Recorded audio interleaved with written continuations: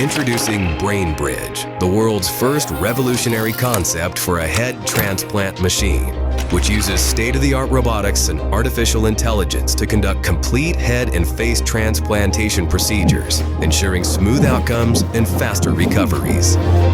Because head transplants require high speed, precision, and efficiency, BrainBridge utilizes advanced high-speed, high-precision robotic systems to speed up the process, eliminate human error, prevent brain cell degradation, and ensure seamless compatibility. The head transplant procedure involves removing a person's entire head containing the brain from their current diseased body and attaching it to the body of a healthy, young, brain-dead donor. Head transplants could provide individuals with severe medical conditions such as terminal cancer, paralysis, spinal cord injuries, or neurodegenerative diseases the opportunity to have a fully functional body while preserving their consciousness, memories, and cognitive abilities. All right, Shalom. I want to start off by giving all praise, honor, and glory to Yahweh, Bahashim, Yahushai, Bahashim, Rakakwadash. I want to give double honors to our apostles and elders of Great Millstone who rule well, and grace and peace to you elect around the four winds, believing and pushing this truth in all sincerity. May the blessing of election be upon your houses. This is your fellow servant, Recoyer from the GMS Orlando camp, coming at you with some more news and prophecy. All right, another impromptu lesson. Just some more developments, regarding the MOTB. I caught this video earlier today going into this head transplant technology inspired by Brain Bridge. And I just got done watching a video from the Elder Yashawamba, his recent video, his recent prophecy watch, going into the same thing, the same mark of the beast technology, and right now we're living in the time of those so-called miracles, all right, that Esau is going to perform in the side of the world to deceive those without the spirit of Yahweh Ba'Shem Yahushai.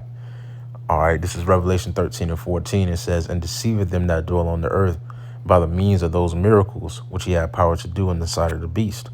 All right, and these are part of the miracles that Esau Edom is getting ready to perform to beguile the majority of the people on the earth, all right, into taking his mark.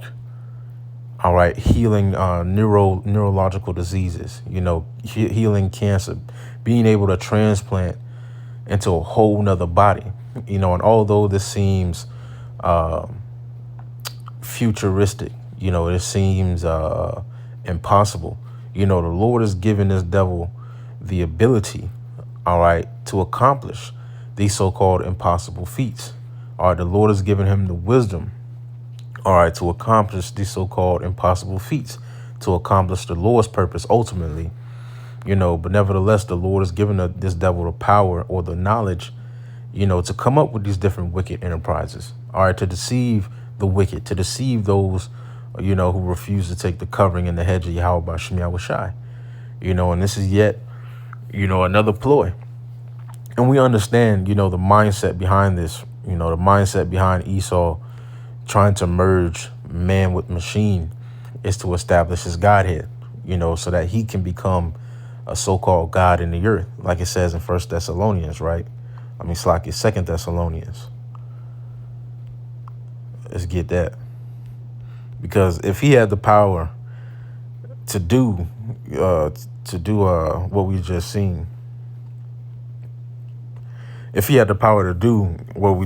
transplant, his memory, his head into another body and live for hundreds of years, that's a Idumean's wet dream to continue to forward wickedness and debauchery in the planet. They've been seeking out different enterprises and different devices in order to make them immortal, in order to essentially recreate our blessing, because our blessing, all right, is immortality, is the fruit of life. Okay, is to dwell with the Heavenly Father through his only begotten Son forever, peaceably. And he's trying to bioengineer that blessing. All right, we're that's exactly what we're seeing, man. He's trying to bioengineer, all right, Yaquab's blessing. And this is the way that he's going about it, through his technology. All right, this is 2 Thessalonians chapter 2 and verse 3. And And the reason this is so important is because this is one of the end time prophecies that would happen. The Lord said would happen before his return. All right, before World War III, before his return. All right, and right now we see tensions escalating. All right, amongst these nations, geopolitical tension escalating as we speak. All right, you have those Europeans being encouraged to stockpile food for 72 hours just in case of blackouts and war, so on and so forth. All right, you have Trump, putting sanctions and different tariffs on these different nations, ultimately making it harder on the American people. But, pushing that war propaganda, which is exactly what the scriptures prophesied, man. All right, and the nation's coming against America, this whore. Okay, we're living in that time of great judgment. These prophecies, these end time prophecies are no longer a thing of the future. All right, they're a thing of now. We're living in the midst of these prophecies taking place. So it's important to keep your head on the swivel, keep your head on the swivel and continue to be on your watch, because this devil is moving with purpose, and on the same, right, on the right hand side, we have to move with purpose through the spirit and power of Yahweh by Shem Yahushua as well in these times. All right, this is 2 Thessalonians 2:3. It says, "Let no man deceive you by any means, for that day shall not come except there come a falling away first, and that man of sin be revealed, the son of perdition." All right, and that man of sin, the son of perdition, has been revealed to be none other than Esau, Edom, the so-called white man, chiefly, all right, the house of Amalek, all right, the head house of Esau, Edom, which is, your rulers of the society, those who control the resources. Okay, the Oppenheimers, the DuPonts, your Rothschilds, your Gettys. Okay, those who mismanage and misallocate the resources. All right, they have been revealed to be the man of sin, the sons of perdition. Okay, who opposeth and exalted himself above all that is called God or that is worship, so that he as God sitting in the temple of God, showing himself that he is God. All right, and this is how Esau is going about to show himself as God. All right, he's the one, all right, that is going to be able to heal your cancer. Here it is. The Lord said, I believe it's in Deuteronomy 32. I think 32:8. No, let me see.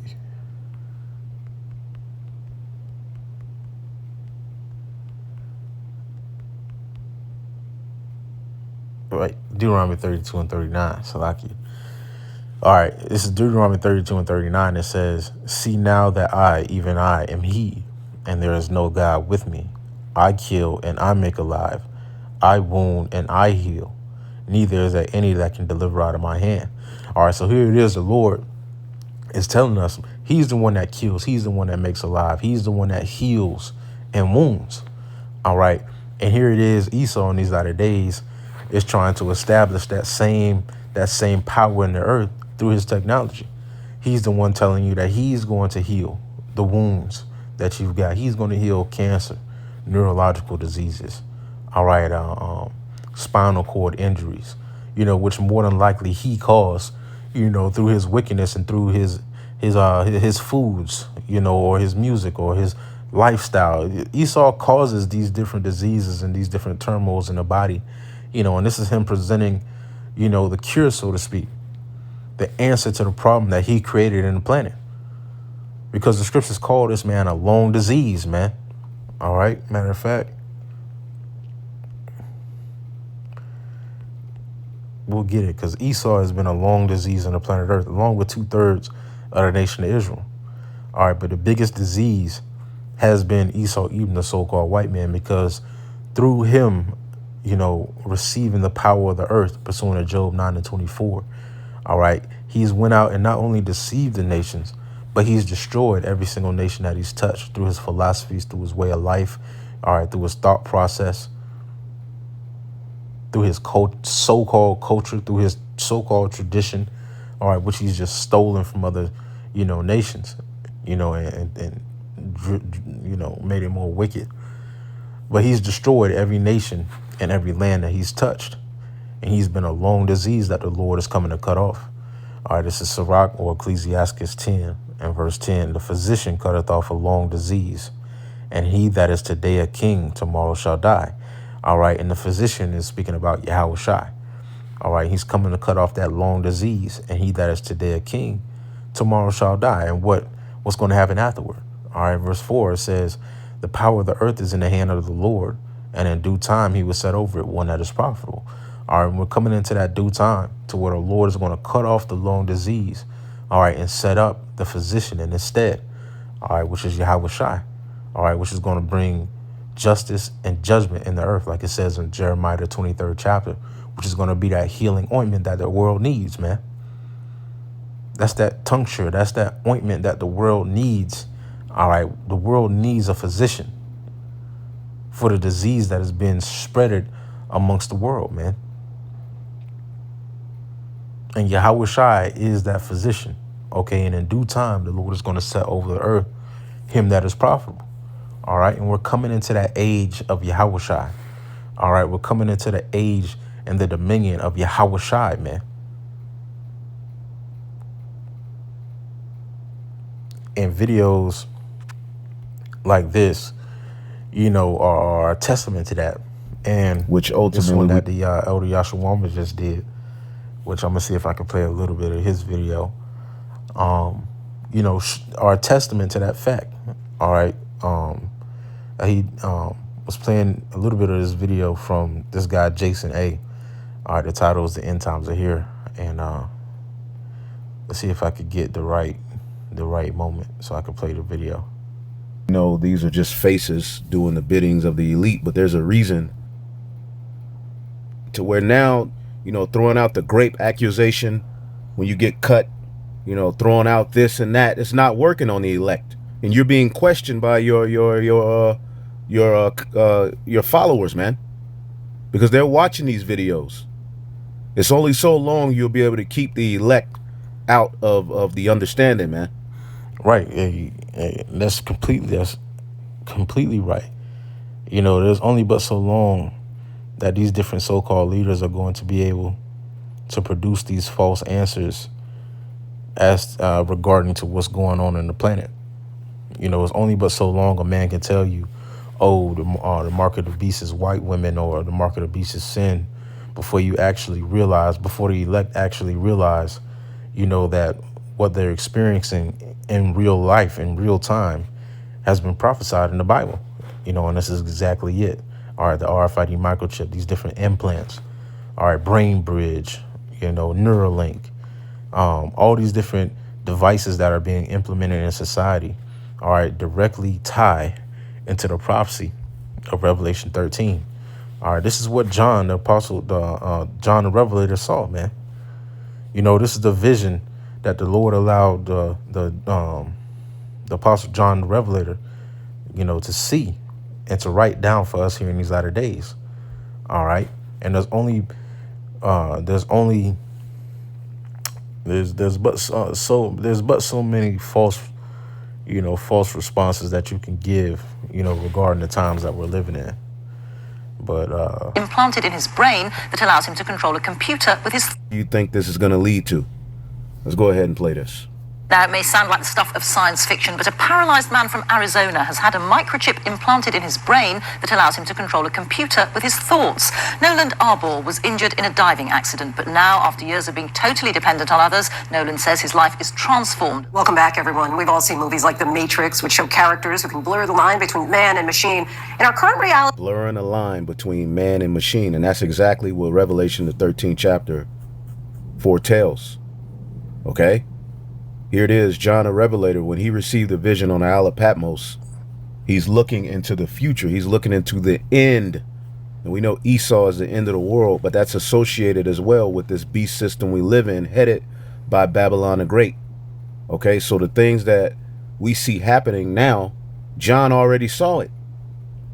All right, what we're living through fulfills what he saw. So somehow he didn't see this technology. This is what your leaders are telling you when they're telling you the MOTB has nothing to do with it. And all of you are being cornered. Right. I mean, it's perfectly put. You know, there's no more to be said after that. You know, but like the elder Yashawam said, this is the end, all right, of Esau Edom's enterprise. All right, this is the reason why it was put in the book of Revelation. All right, because this is a revealing, you know, the Lord gave John the Revelator, you know, this vision as regards to the end of Esau Edom's enterprise. All right, and this is the end of his enterprise. All right, to merge man with machine. Okay, after making bestiality normalized, you know, after overtaking the nations, after deceiving the nations, you know, after oppressing a man in his heritage, after, you know, the love of many waxing cold, after pushing morality, you know, giving moles rights, after giving 8-year-olds the ability to change their gender, after all this debauchery, after all this was said and done, this, all right, was at the end of Esau Edom's enterprise. All right, and now we're experiencing it, you know, and these are the things that we have to look out for, you know, because these are the things that are letting us know that Yahweh Shai is closer than he's ever been, you know, and that we're getting ready to enter into some unprecedented times, you know, so it's time for us to prepare our minds and our spirits for what's getting ready to take place. With that being said, when it's edifying, I want to give all praise, honor, and glory to Yahweh, Bahashim, Yahushai, Bahashim, Rakakwadash, and double honors to our apostles and elders of Great Millstone who rule well. Grace and peace to you elect around the four winds, believing and pushing this truth in all sincerity. May the blessing of election be upon your houses. Shalom. Stay up.